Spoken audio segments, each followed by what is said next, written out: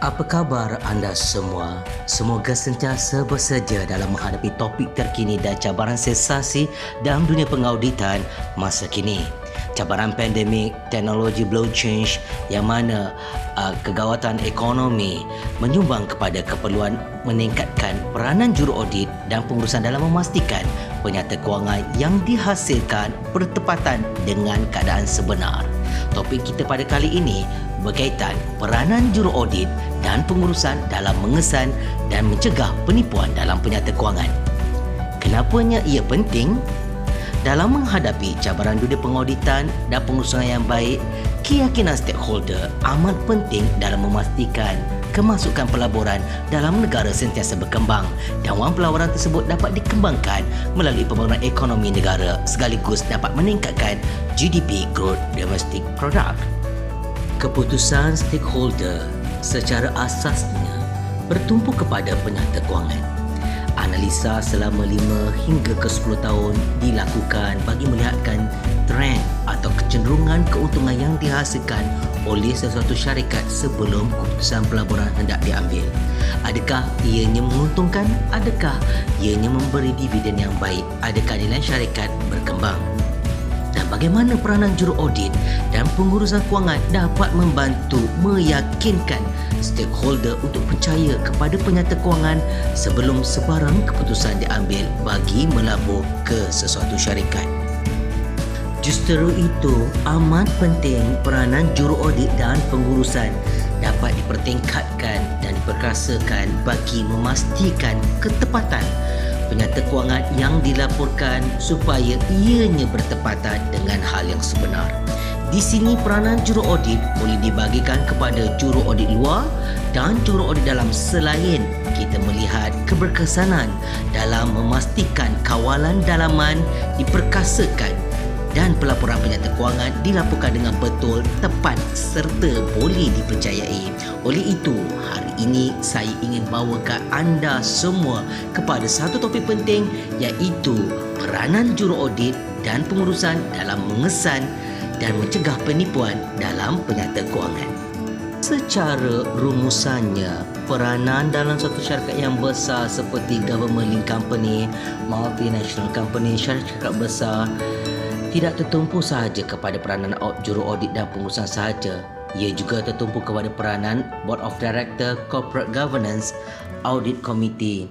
Oleh itu, dalam penghasilan penyata kewangan yang baik hari ini saya akan bawakan juga kepada anda betapa pentingnya peranan Board of Directors, Corporate Governance yang baik, Audit Committee dalam memastikan mutu penyata kewangan GLC atau MNC, Multinational Company, syarikat berat dapat diyakini dan boleh dipercayai oleh stakeholder dan pihak pelabur atau pihak yang berkepentingan.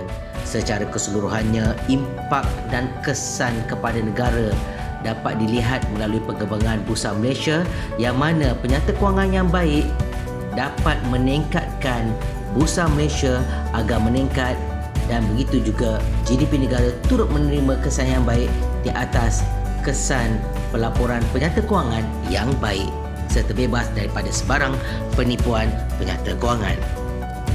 Apakah penyata kewangan dan penipuan?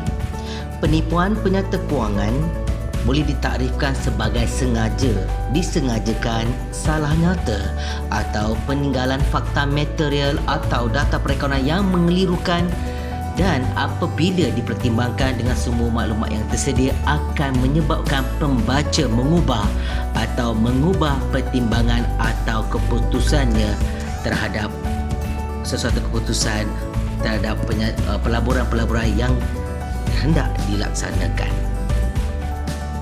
Kelazimannya dan kebiasaan pengurusan akan melakukan penipuan disebabkan beberapa faktor. Dan mengapa pengurusan melakukan penipuan penyata kewangan? Antaranya adalah pertama, prestasi pendapatan yang lemah. Nombor dua, keupayaan terjejas untuk memperolehi modal. Ketiga, disebabkan untuk pemasaran produk. Keempat, peluang perniagaan umum. Kelima, pematuhan dengan perjanjian bond. 6.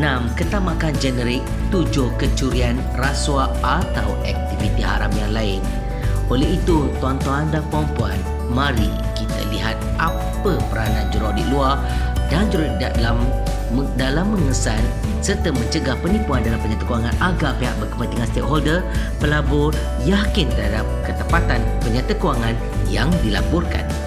Juru audit bebas dikehendaki mendapatkan maklumat untuk mengenal pasti risiko penipuan penyata kewangan, menilai risiko dengan mengambil kira program entiti dan mengawal serta bertindak balas kepada keputusan penilaian dengan mengubah suai rancangan dan program audit.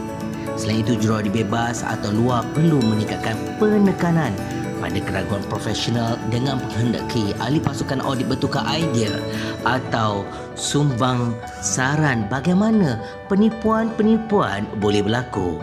Dalam pada itu, pendekatan bersama juru audit luar atau juru audit bebas berserta perbincangan dengan pihak pengurusan tentang pengetahuannya tentang penipuan atau penipuan yang disyaki, yang mana kesedarannya tentang sebarang dakwaan pelaporan kewangan penipuan, pemahamannya tentang risiko penipuan dalam entiti dan program dan kawalan yang telah ditubuhkan dapat mengurangkan risiko penipuan tertentu.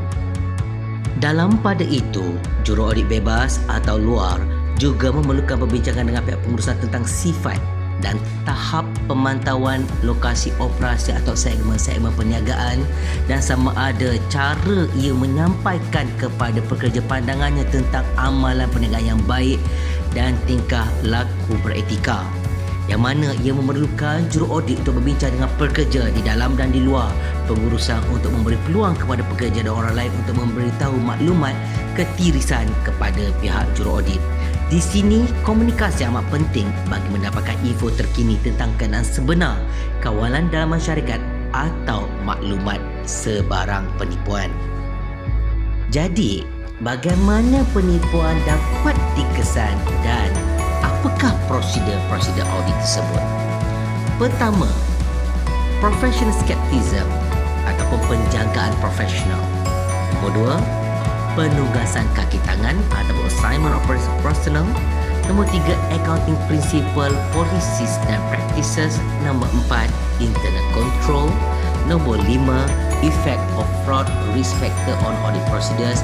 Dan keenam, forensic field audit. Bagaimana anda boleh mengesan dan mengaudit penipuan? Yang mana kita melihat dari segi penjagaan profesional. Penjagaan profesional yang sewajarnya memerlukan juru audit luar atau juru audit bebas melaksanakan keraguan profesional, yang mana ia merupakan sikap yang merangkumi fikiran yang menyoal dan penilaian kritikal terhadap bukti juru audit. Contoh-contoh dalam menilai risiko penipuan penyata kewangan material adalah: pertama, meningkatkan kepekaan dan penjagaan profesional yang sewajarnya dalam memilih sifat, masa dan tahap prosedur audit dalam mengumpul bukti audit yang mencukupi untuk mengesah transaksi material dan baki akaun.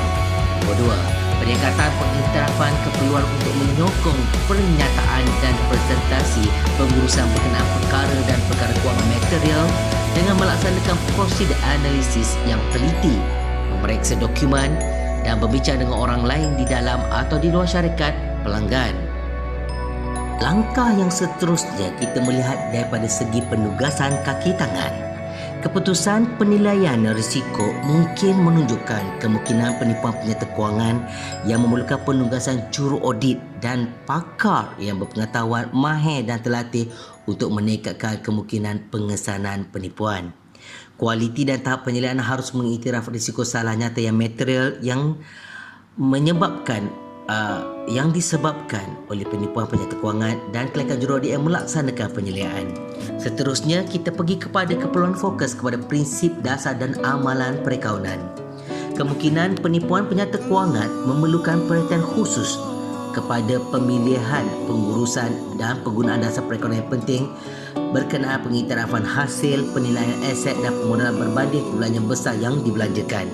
Juru audit harus berpuas hati bahawa prinsip perakaunan yang dipilih adalah sesuai dan dasar perakaunan yang digunakan adalah konsisten dan boleh diterima.